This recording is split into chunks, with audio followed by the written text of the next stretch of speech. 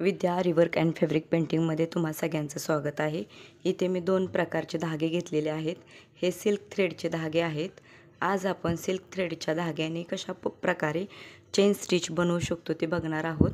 आता आपण इथे हे 2 धागे एकत्र करणार आहोत. तुम्ही इथे बघू शकता हे 2 धागे मी एकत्र केलेले आहेत आणि याला आता आपण इथे गाठ देणार आहोत. या पद्धतीने आपल्याला गाठ द्यायची आहे. हे बघा, या पद्धतीने या प्रकारे गाठ द्या. तुम्ही 5-6 वेळा तुम्ही अशी गाठ द्या, जेणेकरून आपला धागा हा वरती नाही आला पाहिजे.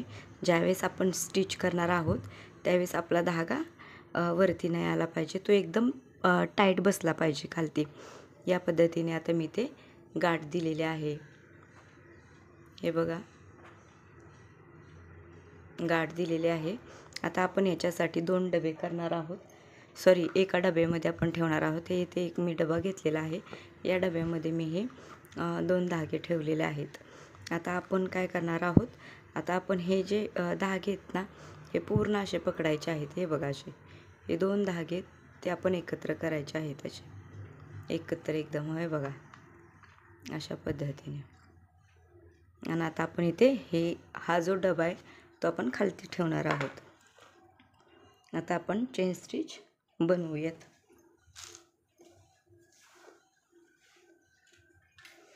आपण आता मी इथे ही सुई घेतलेली आहे, आयनची सुई घेतलेली आहे. आता आपण इथे चेन स्टिच बनवायला घेऊयात. सुरुवातीला आपल्याला हा धागा तुम्हाला दाखवते एकदा.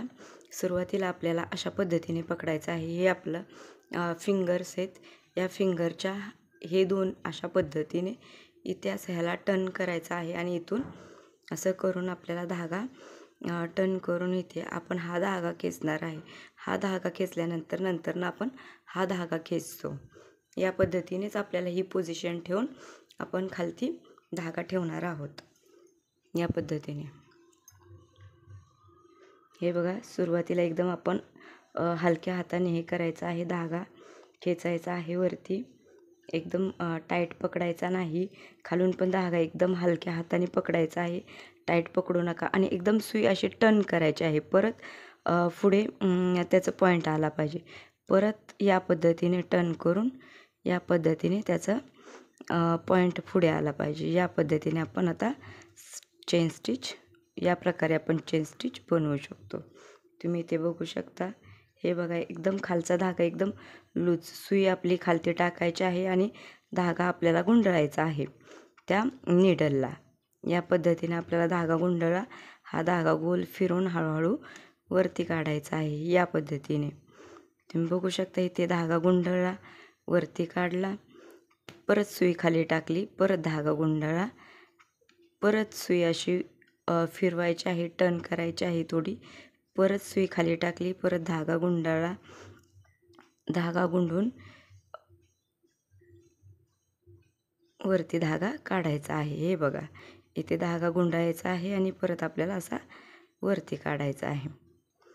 परत आता धागा गुंडाळा, या पद्धतीने खालती धागा गुंडाळायचा आहे, परत टर्न करायचा आहे, परत खेचायचा आहे आपल्याला. परत आपण खाली धागा टाकला, परत धागा गुंडाळा, परत वरती खेचला. या प्रकारे आपल्याला चेन स्टिच बनवायची आहे. आणि काही वेळेस आपले हे जे 2 धागे असतात ना, ते सुटतात. त्यामुळे ते धागे पकडताना एकदम व्यवस्थित पद्धतीने दोन्ही हातात पकडायचे, जेणेकरून आपले धागे निघाले नाही पाहिजेत. हे बघा, अशा पद्धतीने टाकायचा धागा. या पद्धतीने टाकला, परत सुई आत टाकली, परत टर्न करायचं थोडंसं. या पद्धतीने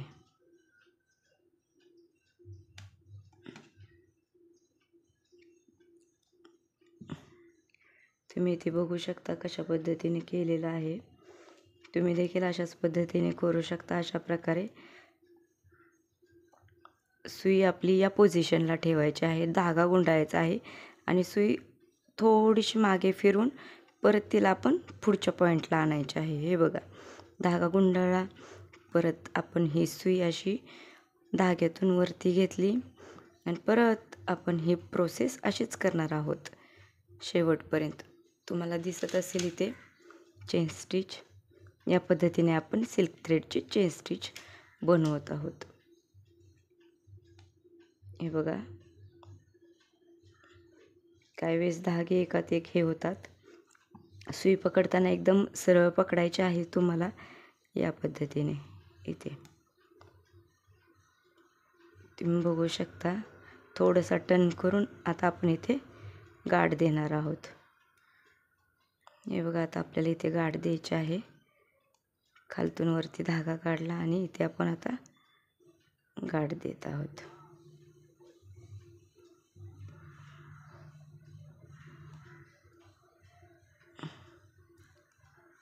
थोडंसं टर्न घेऊन या पद्धतीने आपण गाठ दिलेली आहे. तुम्हाला इथं दिसत असेल. आता परत आपण इथे परत तीच प्रोसेस करणार आहोत चेन स्टिचची आपण. मी इथे धागा खालून कट करते तुम्हाला दाखवायसाठी.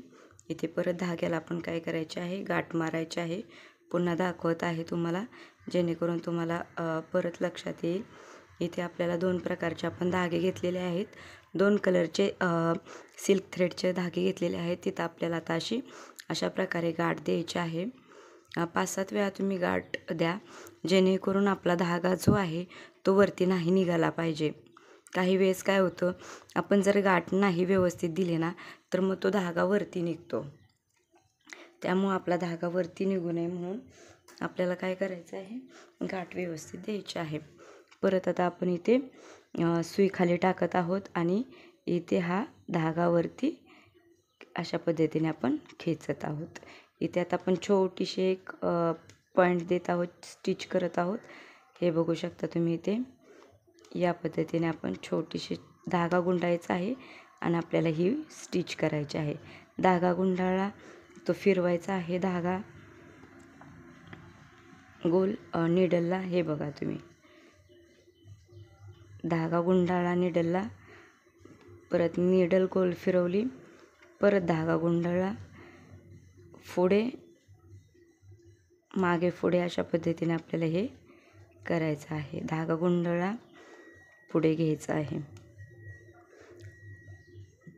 चॅनलवर नवीन असेल तर प्लीज लाईक, शेअर, सबस्क्राईब करा, जेणेकरून तुम्हाला या चॅनलच्या माध्यमातून खूप सारे व्हिडिओ पाहायला मिळतील. इथे बघू शकता तुम्ही सिल्क थ्रेडने आपण कशा प्रकारे स्टिच करत आहोत. हे बघा, धागा गुंडाळायचा आहे, वरती काढायचा आहे. फक्त थोडंसं आपल्याला निडल मागे पुढे करायचे आहे. हे बघा, थोडीशी मागे पुढे, मागे पुढे, मागे पुढे. आता आपण इथे फायनल गाठ देत आहोत. आता ही धागा असा काढला वरती, आपण हा धागा वरती काढल्यानंतर ना आता आपण याला गाठ देणार आहोत. फायनल गाठ देणार आहोत, कारण की जेणेकरून आपला धागा निघाला नाही पाहिजे म्हणून आपण ही गाठ देत असतो. सुरुवातीला जरा अवघड आहे करायला सिल्क थ्रेडचं, पण प्रॅक्टिस केल्यानंतर तुम्हाला नक्कीच जमेल. जेवढी तुम्ही प्रॅक्टिस करणार तेवढं तुम्हाला जमणार. त्यासाठी तुम्हाला प्रॅक्टिस करावं लागेल. हे बघा, या पद्धतीने आता इथे तुम्हाला दाखवत आहे. आता लास्ट फायनल गाठ कशी द्यायची आहे. इथे आपण हा धागा काढला, हा धागा असा सोडलेला आहे आपण इथे, आणि हा धागा, हे जे 2 धागे ते आपल्याला खेचायचे आहेत याच्या आतून. थांबा 1 मिनटं. ॲक्च्युली काय झाले, हे धागे दोन्ही हे झालेत ना, त्यामुळं सुट्टे होतात ना, त्यामुळं गाठ द्यायला पण थोडं अवघड पडतं. हे बघा, अशा पद्धतीने आता ही सुई इथे घातली. आपल्याला आता हे 2 धागे पकडायचे आहेत आणि खालनं धागा आपल्याला खेचायचा आहे, जेणेकरून आपली गाठ बसेल असं.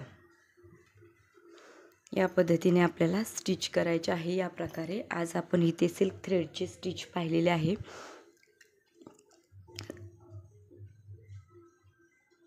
चॅनलवर नवीन असेल तर प्लीज लाईक, शेअर, सबस्क्राईब करा. पुन्हा भेटू आपण एक नवीन व्हिडिओ घेऊन येत आहोत, त्यावेळेस भेटूयात. Thank you so much.